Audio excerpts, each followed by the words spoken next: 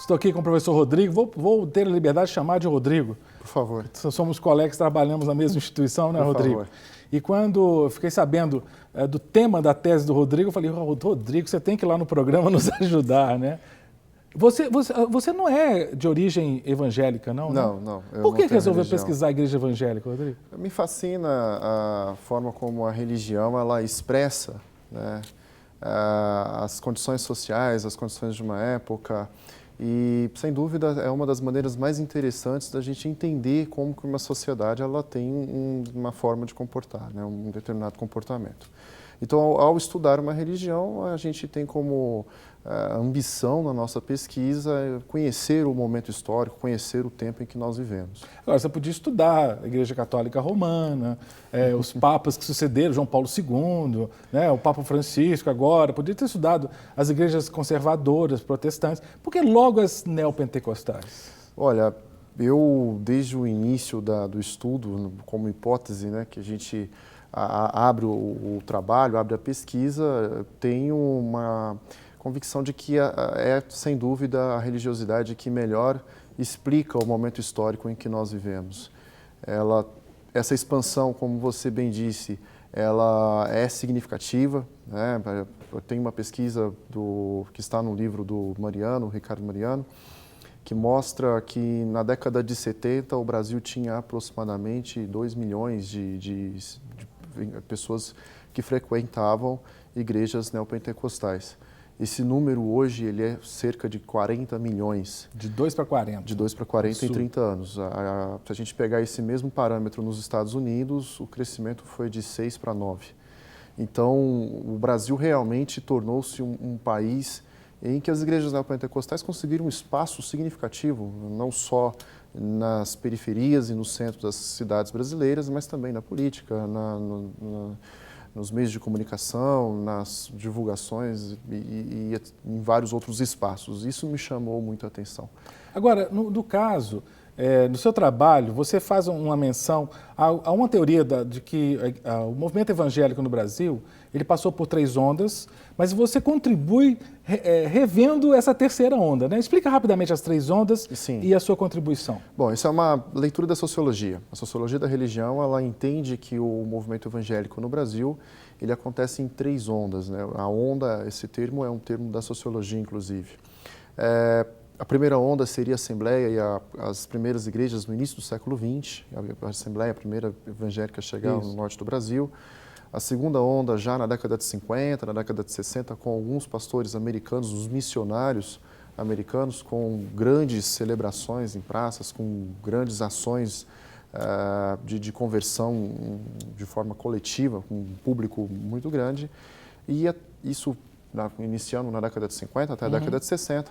E na década de 70 nós temos já a terceira onda, que são um movimento parecido com a segunda, mas com igrejas brasileiras, já com algumas denominações brasileiras. Com nomes bem brasileiros, inclusive, né? Sim, com nomes bem brasileiros, como Casa da Bênção, Igreja Universal, Internacional da Graça, Mundial um pouco depois, mas já dentro dessa caracterização do que a sociologia denomina como neopentecostalismo. Na minha análise, eu já começo a colocar isso como uma problematização. Eu começo a problematizar já essas divisões, esse processo tão linear, indicando que o fator que contribui melhor para a expansão das igrejas neopentecostais no Brasil necessariamente não é a ação da igreja especificamente, mas de um terreno social, da forma como a cidade e a sociedade brasileira foi se modificando a partir da década de 50 até hoje, principalmente com a urbanização, principalmente com um novo projeto de cidade, com uma nova periferia sendo constituída já a partir da década de 80, e isso foi um terreno muito favorável à expansão dessas igrejas. Mas, nesse aspecto, essa pessoa, por exemplo, o êxodo rural, que ocorreu muito forte na década de 60, 70, ainda 80, ele trouxe para os centros urbanos pessoas que estavam tentando se encaixar socialmente. Exatamente. Nesse caso aí, esse sentimento de pertencimento talvez contribuiu. O pessoal brinca, né? Vai na igreja evangélica e vai te chamar de irmão. Isso. Eu acho que, num certo sentido, seria mais ou menos isso. Sim, é uma forma da gente começar a entender de como que as pessoas, ao chegarem numa cidade, elas vão se deparar com um mundo completamente diferente daqueles que elas tinham anteriormente. Mais do que ter um sentido de coletividade, até porque as igrejas neopentecostais elas não valorizam muito a ideia do irmão, de chamar o outro de irmão, é um pouco diferente de algumas outras igrejas pentecostais. Existe muito uma condição de processo civilizador, né? De estar na cidade, dentro de uma igreja com uma estética convidativa. As igrejas neopentecostais possuem uma arquitetura ostensiva e de uma ostentação muito grande. Então essa questão da arquitetura é uma linguagem. Com certeza é uma linguagem. Com certeza é uma linguagem. E ali as pessoas elas conseguem significar. A grande contribuição que eu espero que o meu trabalho faça com essa leitura é diminuir um pouco o peso que as igrejas têm na dominação. Muitos estudos podem indicar que as igrejas fazem uma lavagem cerebral na cabeça das pessoas e elas são abduzidas a frequentar as igrejas sem uma consciência de que estão ali fazendo uma religião, seguindo uma religião, né? De uma maneira pejorativa, os jornais da década de 80, principalmente, chamavam essas igrejas que estavam ali no movimento de emergência de abatedouros de pequenas poupanças. Pesado, hein? Pesado. Pesado. E assim, a tratativa aos pastores também eram as piores possíveis, né? Estalionato, charlatões. E o que o meu trabalho faz aí na contramão disso? É primeiro mostrar que as pessoas elas tinham sim consciência de que elas tinham naquele espaço um lugar de reivindicação social. É como Marx faz naquela citação, né? A igreja como um espaço de expressão e de protesto diante do mundo que a pessoa vive. Então a igreja neopentecostal, mesmo tendo toda uma condição do financeiro sendo exaltado, ela é para essas pessoas um lugar onde ela vai negar o mundo em que ela vive, ela não vai aceitar aquela condição de atraso, de miséria, tanto material quanto espiritual. E, ao mesmo tempo, esse lugar ele expressa o mundo em que nós vivemos, ele expressa o tempo histórico em que nós vivemos. Eu já vi, Rodrigo, até analisando alguns programas de igrejas neopentecostais, uma estética, ou pelo menos algumas práticas muito semelhantes à prática do catolicismo romano. Será que isso tem a ver no sentido de não ficar tão diferente da religião passada? Com certeza, né? A gente, dentro do estudo que eu mapeei, você consegue identificar que a religiosidade neopentecostal, que é um termo que eu pessoalmente não utilizei na minha tese, é um termo da sociologia, mas essas igrejas elas fazem sim uso de elementos residuais de uma cultura, então vão usar termos e práticas da Umbanda, práticas do catolicismo, práticas da renovação carismática, fazem esse uso para, de alguma maneira, conseguirem criar a leitura e uma inteligibilidade das pessoas que passam a frequentar. Então, vários elementos que são utilizados, por exemplo, são importados de práticas da Umbanda, né? O caminho do sal, o banho de descarrego, que são questões muito comuns dentro dessas igrejas, que para o público faz todo sentido. Já entendem, já simplifica. Eu já vi certas reuniões que os pastores todos de branco. Você fala, gente, que interessante isso. Quer dizer, então é intencional, isso não é aleatório, não. Tudo é intencional, tudo ali tem uma mensagem muito clara e com o grande objetivo de alcançar de uma maneira simplificada, transmitindo uma mensagem de uma maneira simplificada para o maior número de pessoas. Eles têm consciência, os pastores e os líderes dessas igrejas têm consciência de que o público é muito rotativo, de que hoje eu tenho 10 pessoas, amanhã essas 10 pessoas vão estar em outras igrejas. Então, eles têm consciência de que o público é muito rotativo. Então, isso é diferente das igrejas, vou usar o termo lá da segunda onda, da primeira onda, onde realmente então, tinha o negócio do irmão, de ser membro de uma igreja, estar no rol de membros. Os neopentecostais, eles sabem que há essa rotatividade. Eles sabem que há essa rotatividade, eles têm, inclusive, um dos estudos que eu pesquisei bastante, que acontece na África, por exemplo. Esse eu achei bastante interessante, eu não tive a oportunidade de incluí-lo nesse estudo por causa da quantidade de informações que se tem. Eu precisaria desenvolver uma outra tese. Pós-doutorado está aí para isso. Exatamente. Mas na África, o efeito que existe ainda é mais visível, esse distanciamento da família. Na África existe uma prática em algumas famílias, algumas regiões, do amadlose, né, que é um ritual que a pessoa mais velha, né, da família, a mulher mais velha da família, ela realiza, que é uma espécie, se a gente for fazer uma tradução cultural, seria como se fosse rezar a novena dentro da nossa cultura. Que eles fazem para os espíritos ancestrais. Então, eu vou rezar para o meu bisavô, para a minha bisavó, que já faleceram, muito nesse sentido. E sempre há a mulher mais velha que faz isso. E uma antropóloga inglesa, Ilana Van Wyk, ela faz um estudo sobre uma mulher que é a mais velha de uma família, mas que é convertida a uma dessas igrejas neopentecostais que lá vão dizer que toda a prática cultural que eles fazem é uma prática demoníaca, é uma prática errada e que ela deve se livrar disso imediatamente. E a família começa a ter uma briga com ela. Então ela tem uma dificuldade de entrar numa igreja onde ela ali dentro é um indivíduo, mas ela quer, porque ela reconhece que dentro daquela igreja há um processo de melhoria para ela, uma proposta de melhoria para ela que ela consegue ver e entender, e ao mesmo tempo o dilema da família que não aceita ela abrir mão desse cargo cultural dentro da família. Então é bem interessante essas diferenças que acontecem no Brasil também com algumas pessoas que são umbandistas e que passam a frequentar essas igrejas, que não há uma aceitação, né? Há uma clara distinção. E a pessoa vive um conflito dentro de casa. Dentro da igreja, em função dessa rotatividade, as pessoas elas não criam laços tão profundos, tão significativos como em outras igrejas mais tradicionais, no evangelismo mais tradicional.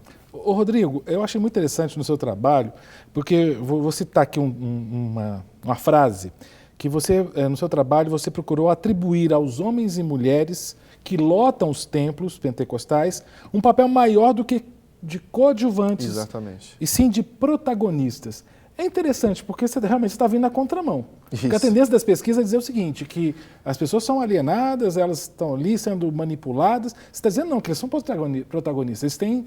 a capacidade da escolha. Eles serem sujeitos. Exatamente. Então, a grande leitura que se faz dentro da sociologia, você pode pegar o próprio Ricardo Mariano, Pierucci, o Ouro, e alguns antropólogos também, como a Clara Mafra, o Almeida, que são estudos bastante interessantes, ricos de pesquisa, mas que atribuem uma potencialidade muito grande ao papel que a igreja tem, né, dentro desse processo de expansão da religiosidade pentecostal.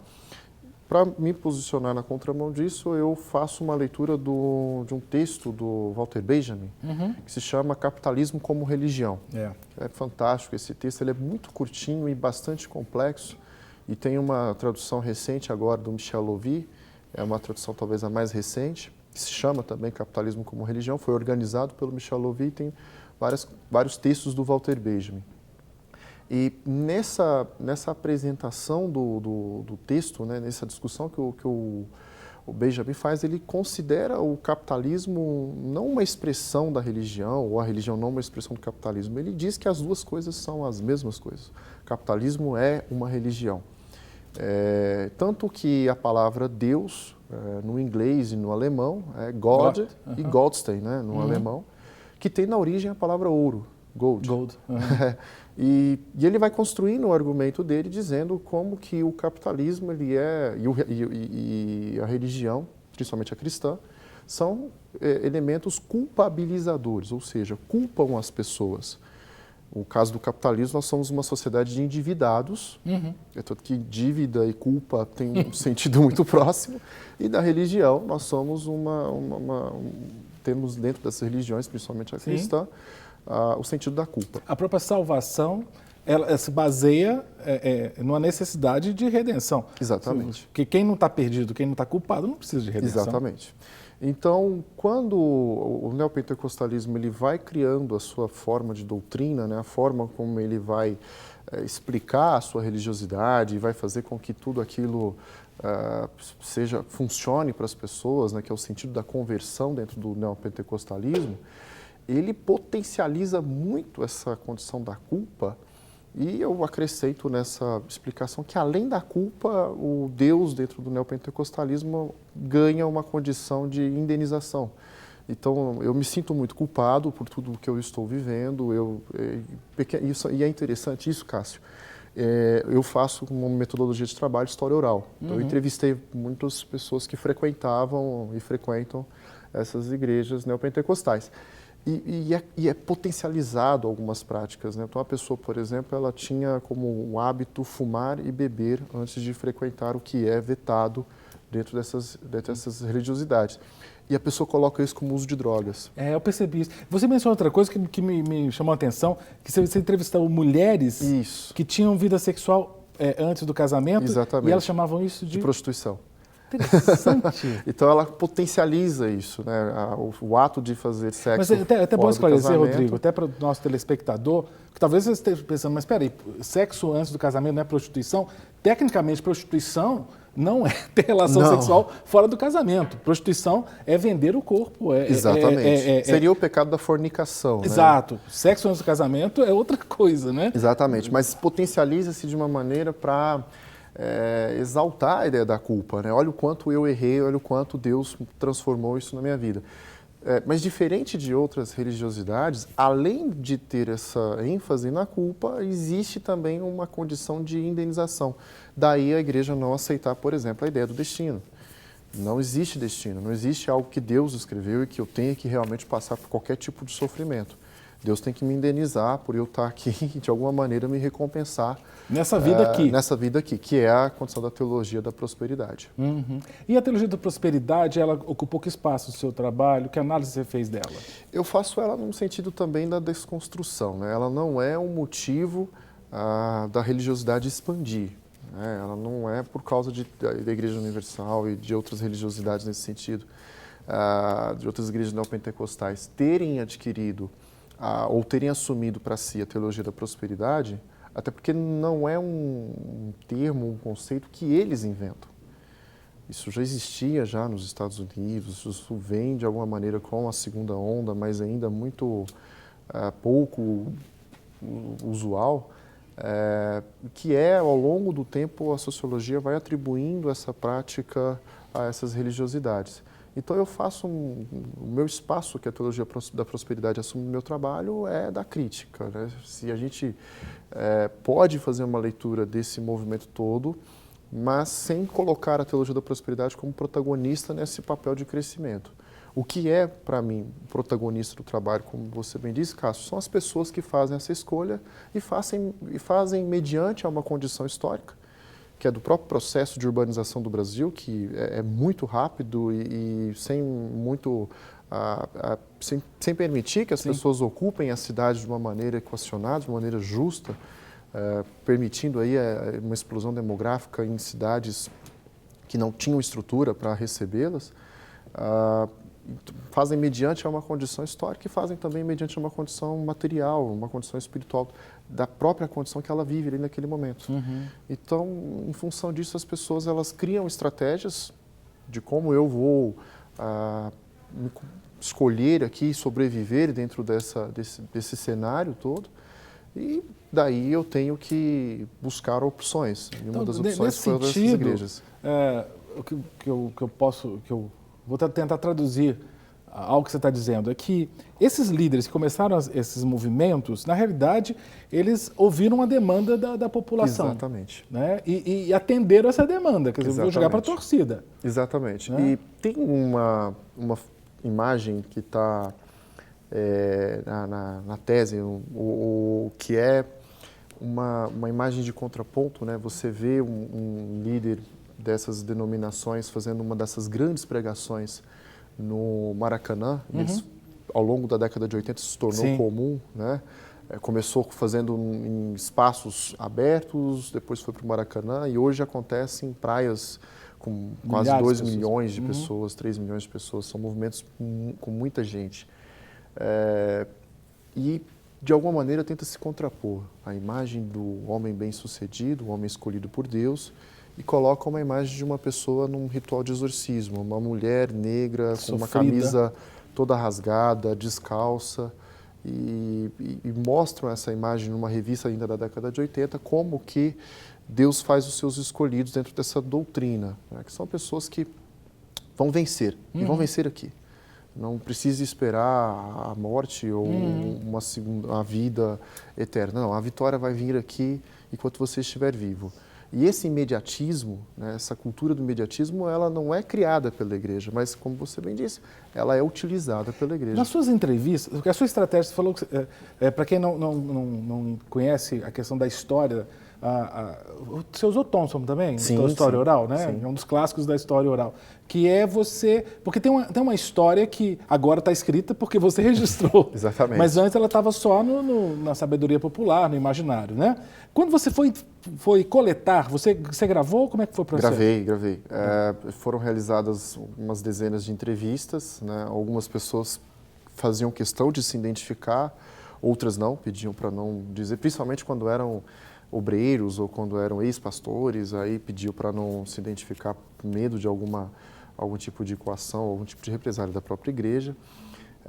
Mas muitos que eu entrevistei, na grande maioria das vezes, queriam me converter, me davam Bíblia. Era uma estratégia evangelística. Exatamente. Não era um trabalho assim, vou dar uma entrevista, vou dar o meu testemunho, eles entendiam como uma de testemunho. Por mais que eu explicasse, olha, é um trabalho de pesquisa, eu quero entender por que você escolheu fazer parte dessa igreja.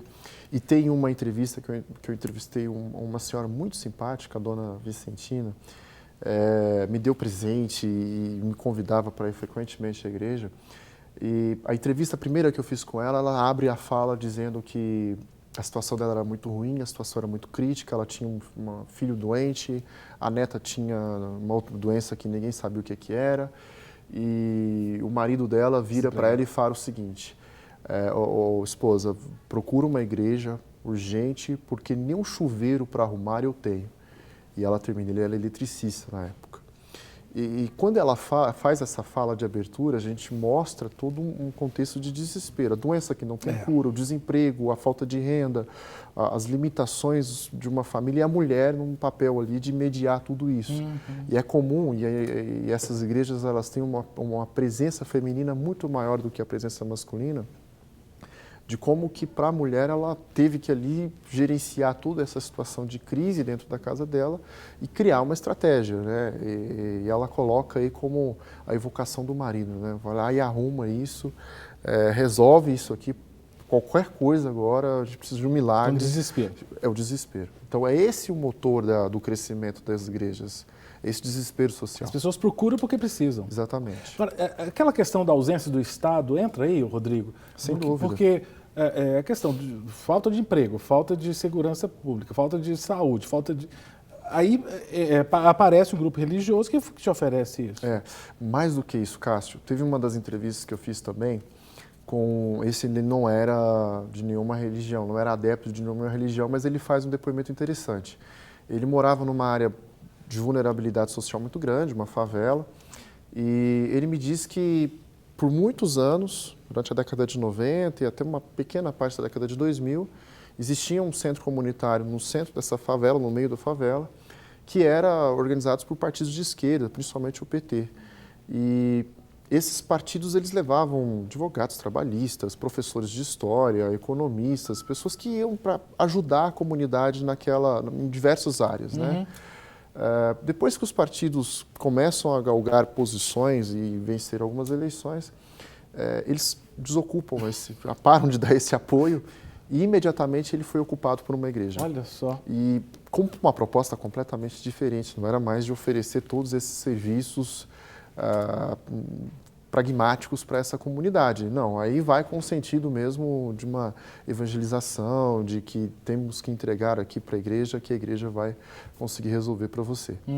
Mas tem muitos serviços que são bem pragmáticos dentro das igrejas, balcão de emprego, as redes de relações que são criadas, né? Então, isso é bastante interessante de se observar. Rodrigo, uma coisa que me chamou a atenção também, você menciona a questão do perfil dos trabalhadores da igreja.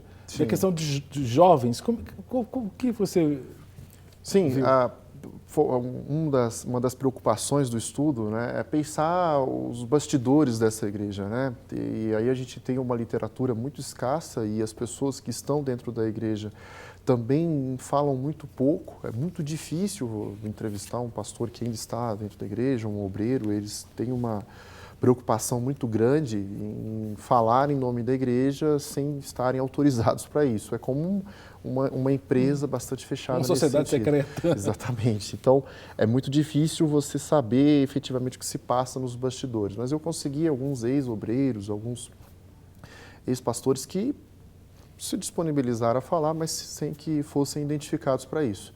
E aí as falas, assim, as questões que foram levantadas mostravam uma carga de trabalho muito grande, né? Pessoas que trabalhavam 16, 18 horas por dia. Meu Deus.